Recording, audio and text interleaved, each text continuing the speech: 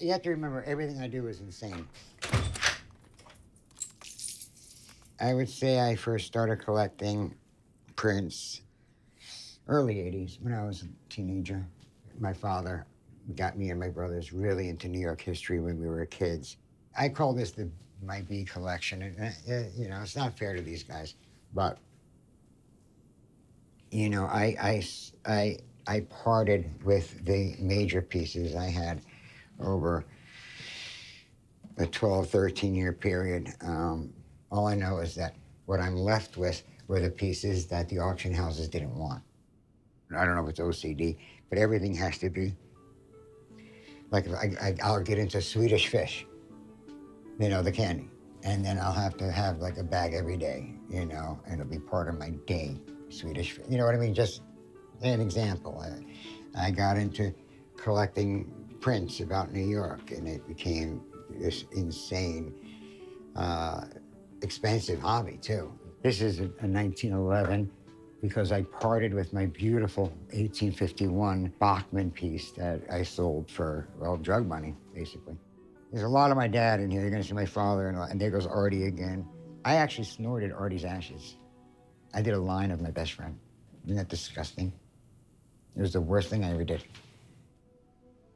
You know, I had this relationship with my dad that my brothers didn't have, that he would call me every night, and it turned out that he called me because he pitied me, and he was worried I was dead. He knew I was alone, and he pitied that I didn't have my wife and kid anymore. My best friend was dead, Johnny's in California, and I've alienated everyone else. And he was also afraid that I had OD'd in my chair and that no one would know, and that the way they would find me is because my body smelled up the building. I feel bad I put him through that. You have to remember, I thought I was sober the whole time I was shooting up heroin because I wouldn't drink.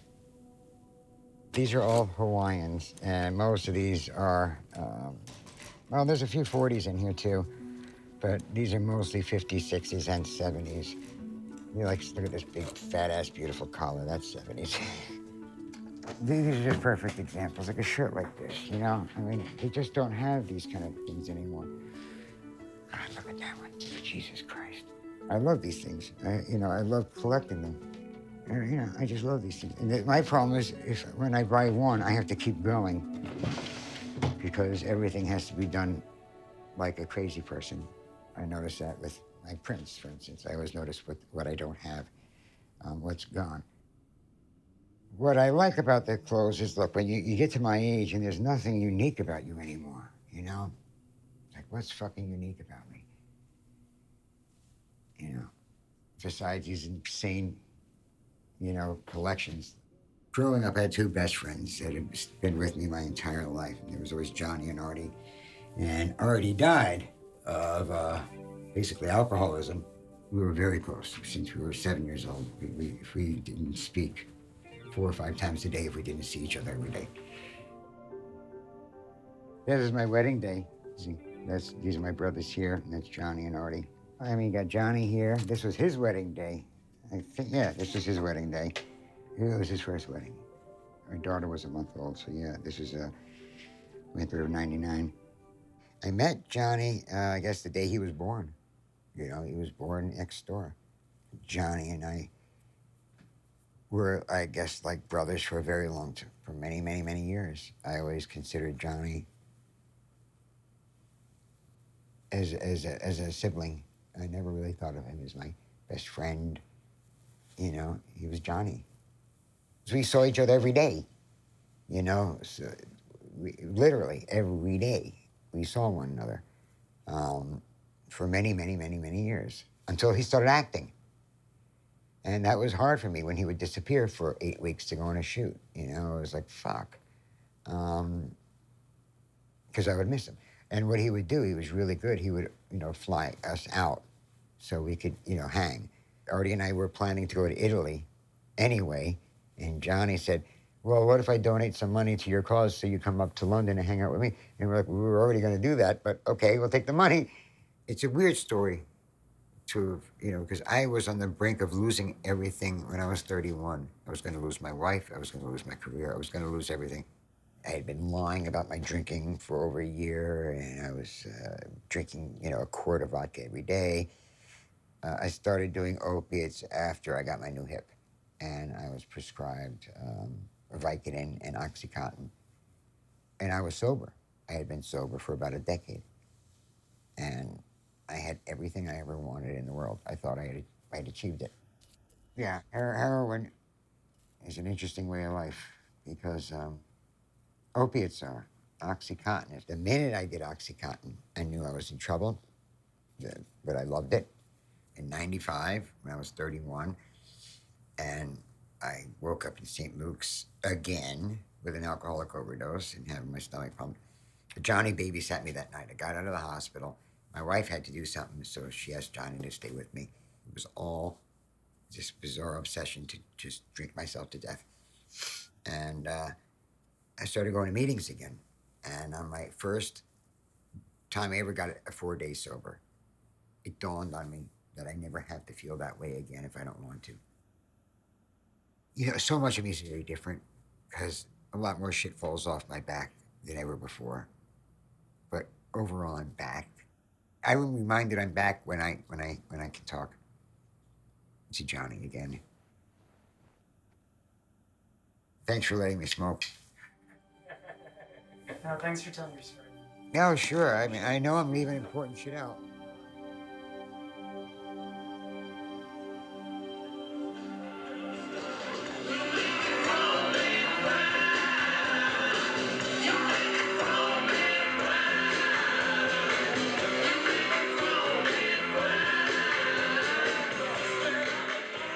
I don't exactly remember when I met David. Our parents were friends, and we both lived on the same floor. David remembered it very specifically. He remembered that it was my mom and his mom were talking to each other, and we literally peered at each other around the skirts of our moms. There honestly isn't a time in my life that I remember that was without David. He was always incredibly charismatic, but he was athletic. I remember he had all these awards for his figure skating on the wall, and this was a kid who was born with one leg shorter than the other. He ran faster than me. He was more charismatic than me. He walked in a room and everybody knew him. All this stuff that I had no comfort with, and I was not athletic. We were wildly different people. And so I really looked up to him. He was also a guy who was always willing to get into trouble, and I admired that. I don't think I was brave enough to get into trouble. And so I kind of hung out with him because it gave me an excuse to break the rules sometimes. When I started auditioning heavily when I was around 18 years old, I started noticing that in my auditions, whenever they wanted a character who was, a little larger than life, I would bring in Davidisms. Some of the things that I said as Ducky, that I improv'd as Ducky, were totally Davidisms. When I sniff my armpits and go, "Do I offend?" That was David, because he was quoting a Warner Brothers cartoon. Come on, let's plow.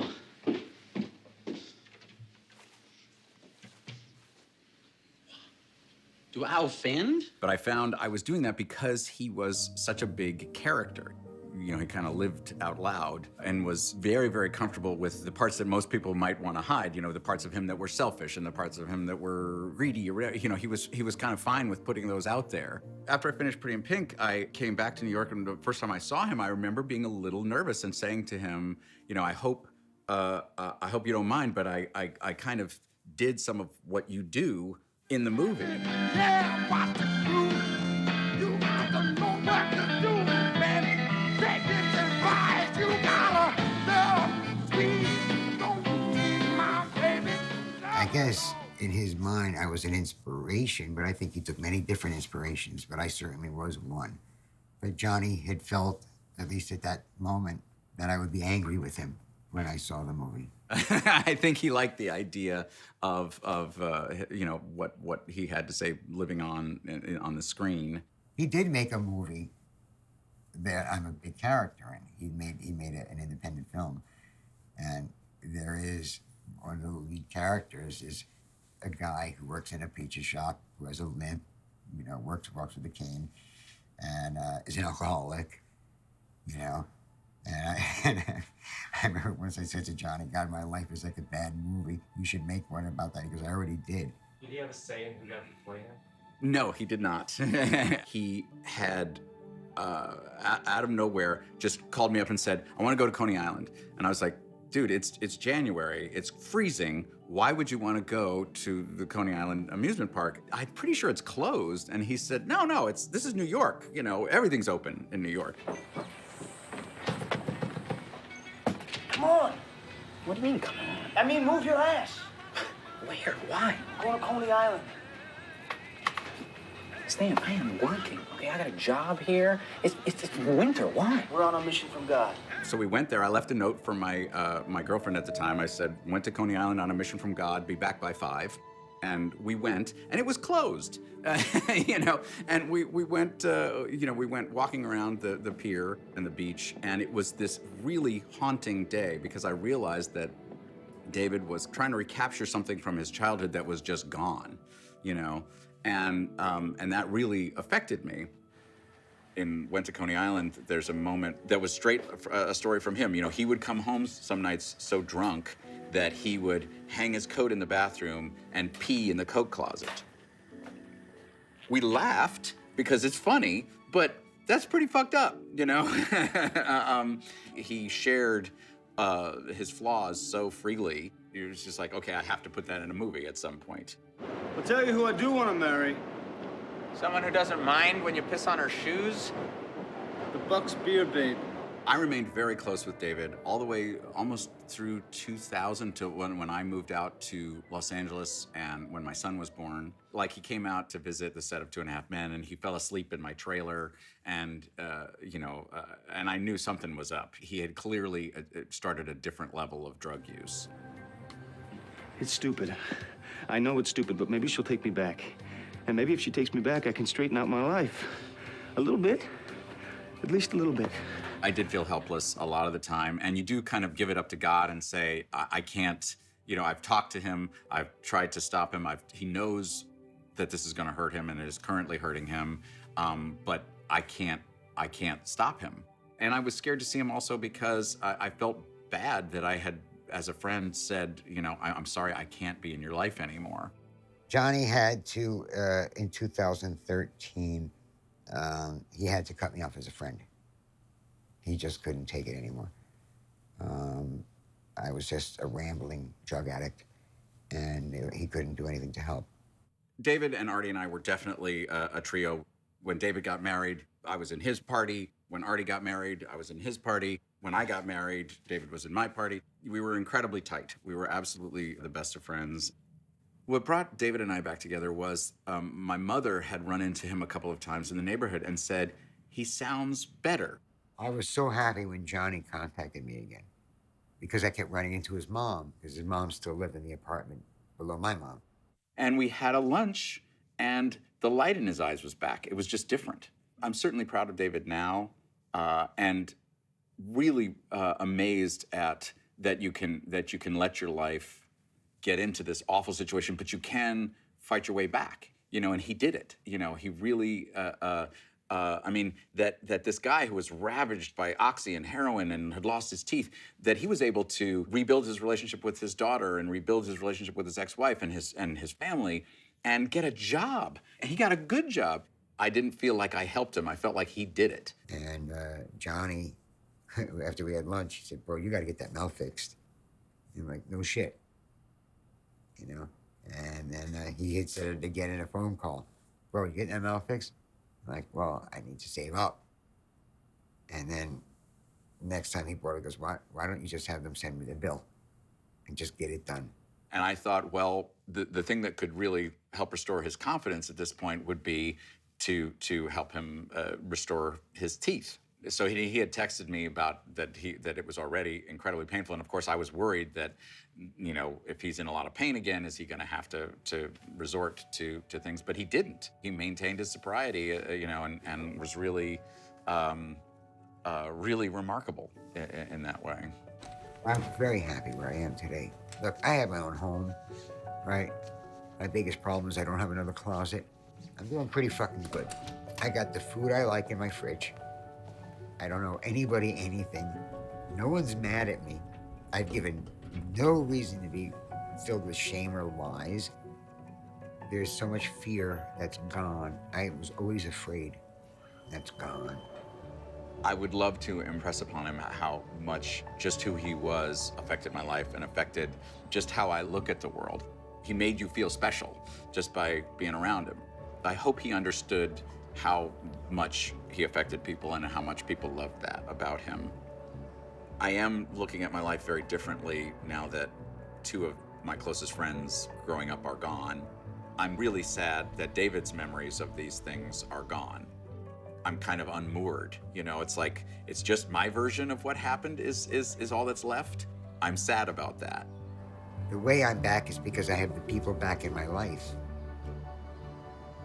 They're the ones who remind me I'm back. As many things as you think you've done wrong and as much darkness there is in your mind, you can reach out to people and they will forgive you. I said earlier I didn't want this to be a commercial for AA, but at the same time, AA saved my life.